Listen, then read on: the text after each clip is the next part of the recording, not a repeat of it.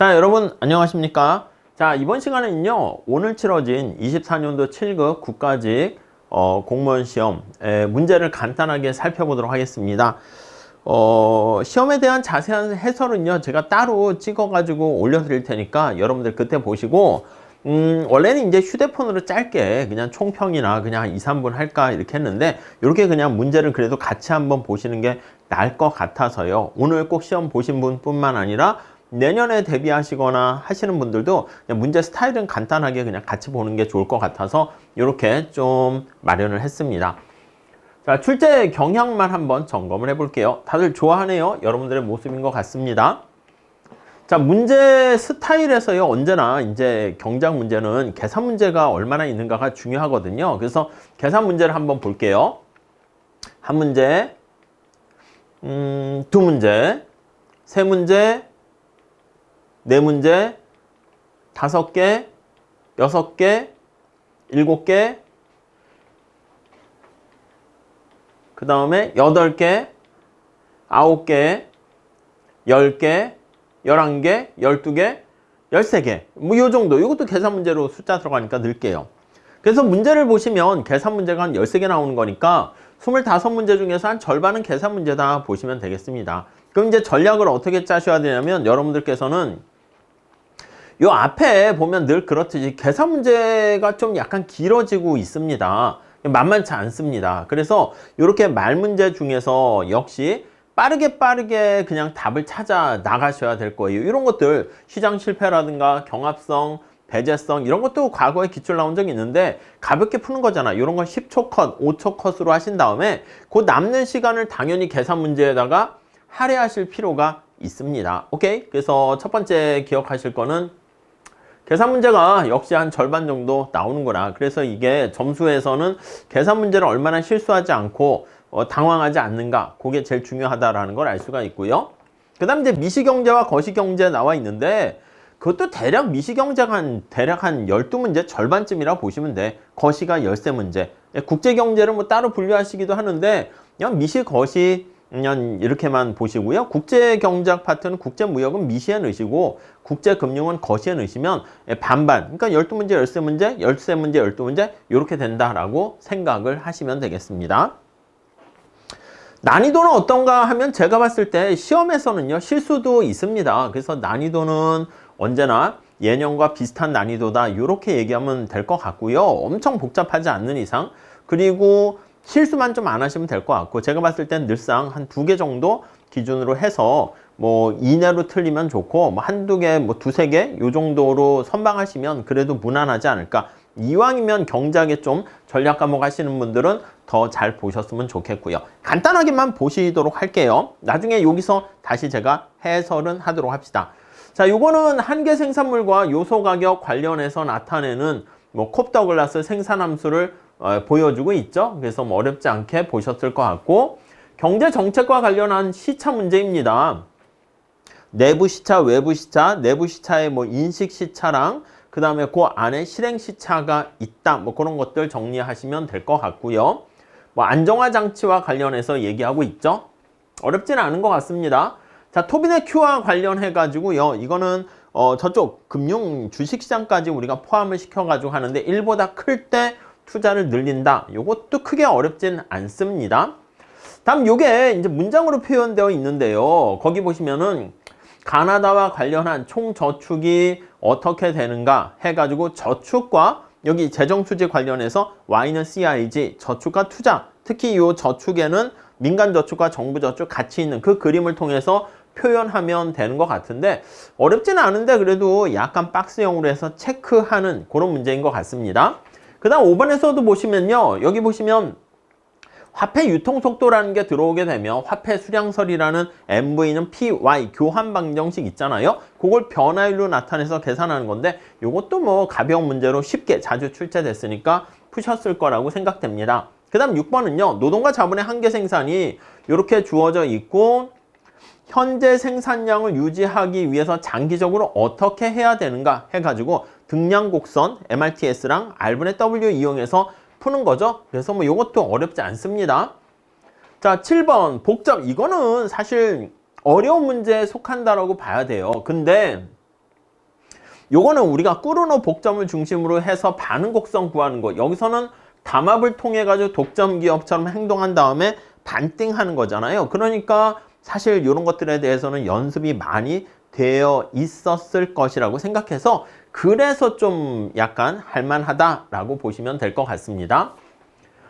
자, 정상재는 어떤 재화에 8번 문제 보시면 단기 시장 균형의 변화와 관련된 것입니다. 그래서 여기 소득이 증가하거나 수요에 영향을 미치는 요인이 되겠죠. 여기 보시면 생산 요소 가격이라든가 기술과 관련한 그런 영향이 미치게 되면은 공급 곡선에 영향을 미치는 거죠. 그래서 수요 공급과 관련한 이동을 통해서 가격과 수량이 어떻게 변하는가 요 문제인데 이것도 어렵지 않게 다 푸셨을 것 같습니다.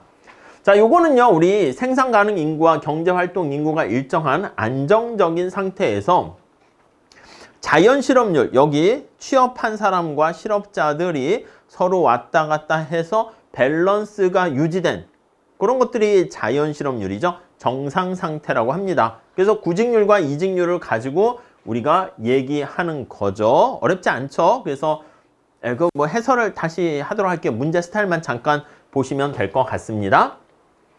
자, 10번 보시면은요, 생산자 잉여에서 소비자 잉여와 서로 왔다 갔다 독점으로 바뀌었을 때 어떻게 되는가? 네, 그런 거 얘기하는 건데 역시 이것도 어렵지 않습니다. 그래프를 그리셔가지고 소비자 잉여 크기, 생산자 잉여 크기에서 독점으로 바뀌었을 때 어떻게 바뀌는가? 예, 그건데 빠르게 그냥 푸셨을 거라고 생각됩니다. 자, 솔로 모형과 관련해 가지고요, 여기서 알 수 있는 것은 여기 보시면 이렇게 1, 2, 3번의 저축률의 차이나 생산성, 인구 증가율 이거는 밖에서 주어지는 거잖아. 그래서 외생적으로 주어지는 변수이기 때문에 이건 알 수가 없고요. 이거 어떤 나라는 왜 더 잘 살고 어떤 나라는 잘 못 사는지, 그리고 그거와 관련해서 수렴 가설 등등 이런 것들을 알 수가 있게 되는 것이죠. 가벼운 문제였습니다. 다음에 12번은요. 우리 단기 생산함수가 있고 생산물 시장에서 여기 보시면 보통은 노동시장에서 다 완전 경쟁시장을 얘기하는데 수요 독점이 경우가 됩니다. 그러면 우리가 공급 곡선이 MFC로 차닥 쪼개지고요. 그 다음에 여기 보시면 생산물 시장에서 공급자 독점이 됩니다. 그러면 수요 곡선이 쪼개지는 것까지 같이 해서 하는 건데 요거는 좀 당황할 수가 있습니다. 보통 보면 생산 요소 시장 파트를 아예 통으로 넘기시는 분들이 많은데 절대 그러시면 안 됩니다. 이렇게 수요 독점을 중심으로 해서 잘 정리를 해 주셔야 됩니다. 나중에 한번 같이 풀어보도록 합시다. 자, 그 다음에 필립스 곡선과 관련해서 희생률입니다. 희생률은요, 인플레이션을 억제하기 위해서 뭔가 대가를 치러야 되는 거잖아.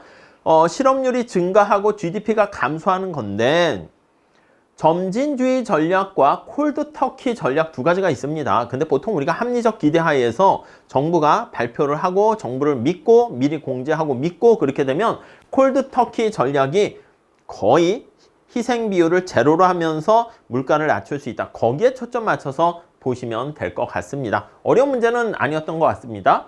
시장 실패 관련해서 뭐 필요 조건, 충분 조건 가지고 했는데 이것도 쉽게 맞췄을 것 같고요. 그리고 경합성과 배제성 관련해서 공유자원 얘기하는 것이죠. 공유자원이라는 건 뭐야? 공유주의 비극이잖아. 그래서 이거는 배제는 못해요. 경합성이 있어가지고 우리가 시장 실패로 이제 자원이 다 고갈돼서 없어지는 상황을 얘기하죠. 자, 변동환율제도와 고정환율제도의 장단점 얘기하고 있는데 이거는 언제나 출제가 되는 포인트 중에 하나입니다. 뒤에 국제금융에서 나오는 게 두 제도, 환율제도에 대한 비교와 거기다가 이제 ISRM, BP, 먼델 플레밍 모델 정도까지만 보시면 되겠죠. 그리고 이제 환율이 어떻게 결정되는가 그런 것들 보시면 되겠습니다. 다음에 A국가와 B국가만 존재하는 경우에 노동의 이동이 완전히 자유로운 경우에 여기 임금이 어떻게 되고 두 시장 하는 건데 요게 조금 난감해 할 수는 있을 것 같아요. 근데 요거는 두 시장에서 노동이 자유롭기 때문에 요소 가격 균등화 정리 이용해서 접근해서 푸시면 되는 거죠. 요것도 과거 기출문제 된 거랑 좀 더 어렵게 나온 기출문제가 있잖아요. 그걸 중심으로 보시면 되겠습니다. 근데 뭐 약간 이게 시간이 좀 쉬운 문제는 아니라고 볼 수 있겠습니다. 자, 요 GDP 디플레이터 이런 거 계산하는 거 요즘 유행하는 게 세 가지 3개 년도가 많이 출제되잖아요. 그럼 어떻게 하라고 했어요? 두 개 년도가 있으면 2x2 매트릭스 그려서 하는데 세 개 년도 있으면 세 개 년도로 해가지고 P0, P1, P2 뭐 이렇게 해가지고 아니면 P1, P2, P3 해가지고 Q1, Q2, Q3 해가지고 푸시면 될 거예요. 그래서 요거 뭐 아마 객관식에서 많이 보셨을 거야. 이거 늘상 나오는 대표적인 기출문제니까 하나만 물어본다라고 하면 그냥 요거 매칭시켜서 푸시면 되는데 여러 개 물어볼 때는 이렇게 행렬로 나타내서 푸시면 되는 거예요. 그래서 약간 요게 준비되신 분들은 저의 강의를 듣고 준비되신 분들은 좀 금방 푸셨을 텐데 아니면 이게 좀 당황할 수는 있긴 합니다. 다음 19번 내생적 성장 모형 관련한 거 얘기하고 있죠. 솔로 모형은 외생적 성장 모형이죠. 여기서는 뭐 어렵지 않게 그냥 경제 성장과 관련해서 뭐 성장 회계 어카운팅, 그로스 어카운팅하고 솔로 모형하고 또 내생적 성장 모형 세 문제나 나왔으니까 올해는 좀 비중이 좀 많이 나온 게 아닌가 하는 생각을 해봅니다. 앞에서 아까 쓱 봤는데 뭐 ISLM 이런 거 시험에 나오지 않았잖아요. 그러니까 이게 좀 문제가 우리 공무원 시험에서는 출제 포인트를 골고루 이렇게 할당하면 좋은데 약간 그렇지 않아요. 언제든지 한쪽에 쏠리는 경향이 있고 하니까 그럼 수험생은 어떻게 해야 됩니까? 어쩔 수 없습니다. 그냥 전부 다 골고루 다 하시고 어느 한쪽에 치우쳐진 공부를 하시면 안 될 것 같습니다. 자, 그 다음에 이것도 완전 경쟁 시장과 관련해서 오염물질 발생으로 인한 외부성 가장 스탠다드 문제입니다. 그랬을 때 사회후생 손실의 크기가 어떻게 되는가, 데드웨이 로스 삼각형 구하는 거죠. 이것도 뭐 쉽게 많이 보셨을 거라서 계산 문제인데 쉽게 푸셨을 것 같고요. 다음 프리드만과 관련해 가지고요. 신화폐 수량설이라고 하잖아요. 그래서 이자율이 프리드만 같은 경우에는 어떻게 됩니까? 기존의 고전화폐는 유통속도는 고정됐어. 근데 케인즈는 유통속도가 이자율에 아주 민감하게 반응해. 이렇게 주장하는데 프리드만은 이제 당시 케인즈가 대세였기 때문에 이 고전화폐 주장으로 해서 유통속도가 고정됐다 얘기할 수 없다니까. 그래서 이자율에 영향을 미치긴 해요. 그렇게 되면은 야 그럼 너 고전화폐 배신한 거야? 또 그건 아니지. 영향을 미치긴 하는데 그러니까 상수는 아니라는 거야. 근데 미미하다. 이렇게 끌고 가셔야 된다라고 말씀을 드렸죠. 프리드만은 되게 중요한 사람이에요. 자연실업률 가설을 중심으로 해가지고 적응적 기대 가설, 단기와 장기 뭐 이런 식으로 보시면 될 것 같습니다. 22번에는 경제지표가 이렇게 했을 때 GDP를 계산하세요 해가지고 약간 이게 당황스러울 수는 있을 것 같아요. 그래서 저축과 투자가 같은 뭐 그런 거에서 이자율을 구하고 아니면 Y는 CIG 뭐 그런 걸 이용해서 해야 되는데 한번 요게 당황할 수는 있는데 어떻게 푸셨을지 나중에 제가 한번 보면서 또 설명을 드리도록 할게요.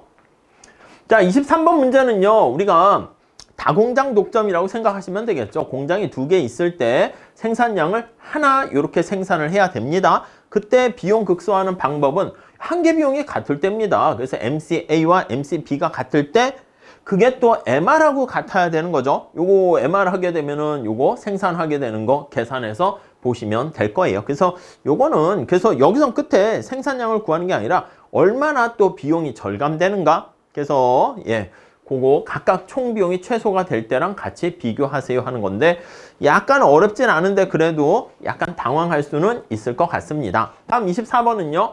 완전 경쟁 시장과 관련해서 단기, 장기, 조업, 중단점 잘 아시죠? 장기 평균 비용 곡선 최저점에서 그리고 여기 보시면 단기 공급 곡선은 한계 비용과 같다라는 것인데 AVC 최소점 위에 있는 그거를 체크하는 겁니다. 그래서 요거는 뭐 자주 보셨을 것 같아서 계산 문제긴 하지만 박스형이긴 하지만 그냥 어렵진 않았었던 문제인 것 같습니다. 자, 게임 이론과 관련해서 동시형으로 게임 구하는 겁니다. 이거는 언제든지 그냥 을이 어떤 거 선택했을 때 갑이 선택하는 거 해가지고 내슈 균형 찾고 우월 전략 관련한 거, 열등 전략 그거 지워나가는 건데 이것도 가볍게 보시면 될 것 같아요. 자, 그래서 정리를 해보면 약간 미시경작이 한 12문제 정도 나오고 거시가 한 13문제 이 정도 나온 것 같고 계산이 반 정도 나온 것 같고 요 문제는 좀 쉽고 요거 정도 하나 아니면 요거 둘 그리고 어떤 문제가 있을까? 요거는 시간이 걸려서 그러는 건데 워낙 유명한 거니까 말 문제에서는 요게 한 3개 정도 그리고 뭐 나머지는 어렵지 않네요. 요거 한 4개 그리고 요것도 간단하고 요것도 그냥 가볍고 그 다음에 뭐 MV는 PY고 제가 봤을 때는 그래서 한 4개 정도가 4, 5개 따라서 25문제 중에서 20개는 빨리 푸시고 4-5개의 시간을 할애해서 내가 실수한 거 없나 천천히 생각하시게 되면 거기서 뭐 시간 제약 때문에 뭐 한두 개 틀리거나 좀 뭐 그렇게 틀린다 하셔도 한 4-5개 정도만 좀 난이도 상 정도 되는 거로 생각하시면 되겠고, 약간 이게 경제 언론이 범위가 되게 많거든요. 그래서 우리가 학교에서 저도 경제 언론 강의를 하는데 사실 범위가 뭐 행동 경작 이런 것도 들어간단 말이야. 근데 출제 경향이 역시 수업 목적상 그런 것까지는 나오진 않는 것 같습니다. 이번엔 그렇게 나오는데 다음에도 그러지 말라는 보장은 없어요. 그러니까 만약에 국가직이 이렇게 나왔는데 지방직과 문제는 좀 틀린 것 같아, 스타일이. 그러니까 지방직 준비하시는 분들은 뭐 요게 그대로 국가직에 나온다라고 보기보다, 물론 출제위원들이 거의 비슷하니까 준비하시되 뭐 행동경작이나 이런 거 있잖아요. 그런 파트에서도 조금 좀 준비를 하셨으면 좋겠고, ISLM 이런 거 잘 나오지 않았었잖아. 근데 이제 ISLM 해서 균형 갖고 가는 거, 그런 것들은 당연히 또 체크를 해주시면 좋을 것 같습니다. 아무튼 여러분 시험 끝난 다음에 이게 커트라인 같은 거 결과는 나와봐야 아는 거니까요. 이렇게 조금 그래도 한시름 놓으시고요. 그 다음 살짝 가채점을 해보신 다음에 어떻게 다음을 또 준비할지 기다릴지 그런 전략을 잘 세웠으면 좋겠습니다. 아무튼 고생하셨고요. 간단하게 총평 이렇게 마무리 짓도록 하겠습니다. 감사합니다.